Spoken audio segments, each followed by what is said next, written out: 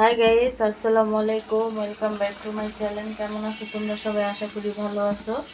আল্লাহর রহমতে আমি অনেক ভালো আছি। তো গাইস, তোমাদের মাঝে আজকে আরেকটি রেসিপি নিয়ে চলে আসলাম। তো আজকে যেই রেসিপিটা নিয়ে আসছি সেটা হচ্ছে, আমরা সব সময় তো চটপটি খাই ডাবলি দিয়ে। তো আজকে আমি তোমাদেরকে অন্যভাবে চটপটি রেসিপি তৈরি করে দেখাবো। তো সেজন্য আমি ফুচকাটা ভেজে নিচ্ছি।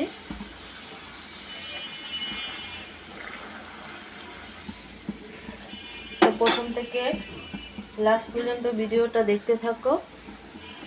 আর আজকে যেই রেসিপিটা দেখাবো, আলু দিয়ে চটপটি, যে আলু দিয়েও চটপটি খাওয়া যায় যদি আমাদের খাওয়ার ইচ্ছে হয়।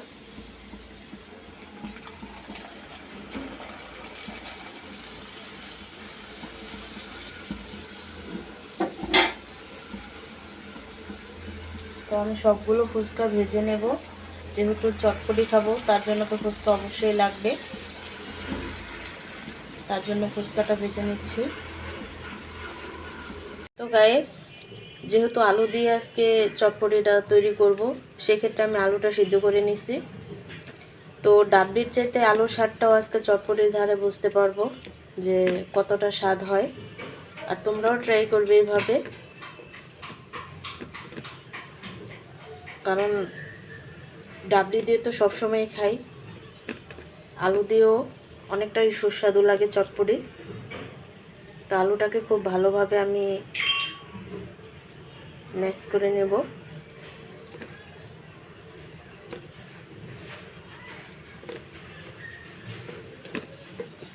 ডাবলির স্বাদটা আজকে আলুতেই সব পাওয়া যায়।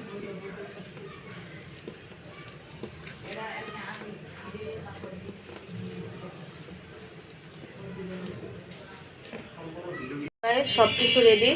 এখন আমি আলুটা খুব ভালোভাবে মিক্স করে নেব সব কিছুর সাথে। তো তার জন্য দিয়ে দিচ্ছি পেঁয়াজ,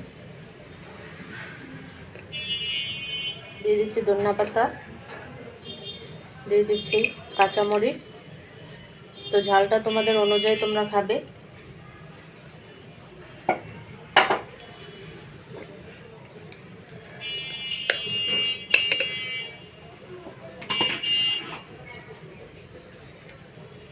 স্বাদ মতো লবণ,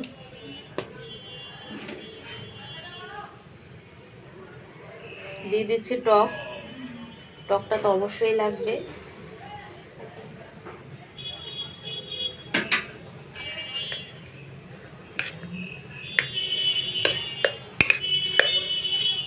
তো আলুটাকে খুব ভালোভাবে আমি মিক্স করে নেব।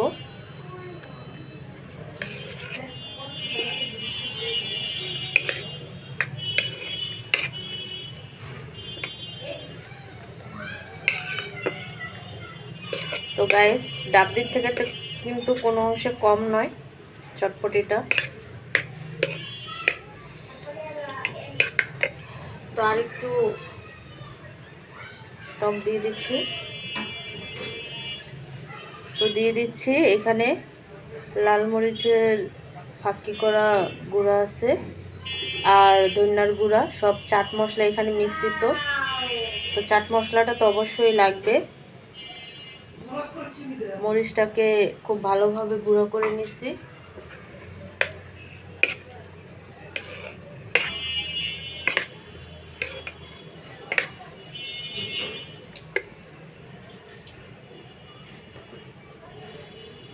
তো এখানে আমি ফুচকা নিয়ে নিছি। ফুচকাটাকে পুর ভরে তারপর আমি এটাকে সার্ভ করব। তো এইভাবে সবগুলো ফুচকা আমি তৈরি করে নেব।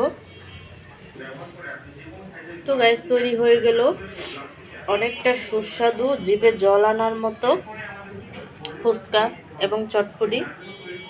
তো হাতের কাছে ডাবলি যদি না থাকে, তাহলে ঘরে যেই উপকরণ থাকবে সেইগুলো দিয়েই তোমরা চটপটি অনেক জলদি করেই বানিয়ে খেয়ে ফেলতে পারবে। যে কোনো সময় মন চাইলে চটপটি খাওয়া যাবে। তো দেখতেই পাচ্ছ ধোয়া ওঠা চটপটি। তো গাইস, আজকের রেসিপিটা কেমন লাগছে অবশ্যই কমেন্টে জানাবে। আর তোমরা এভাবে ট্রাই করবে, কমেন্টে আমাকে জানাবে কে কে ট্রাই করছো। আর এই শীতের দিনে এমন চটপটি যদি হয় গরম গরম, তাহলে তো কথাই নেই, বিকালের ঝটপট নাস্তাটা খুব ভালোভাবে জমে যাবে। তো অন্য কোনো রেসিপি নিয়ে আবার চলে আসবো। আজকে এই পর্যন্তই। আল্লাহ হাফেজ।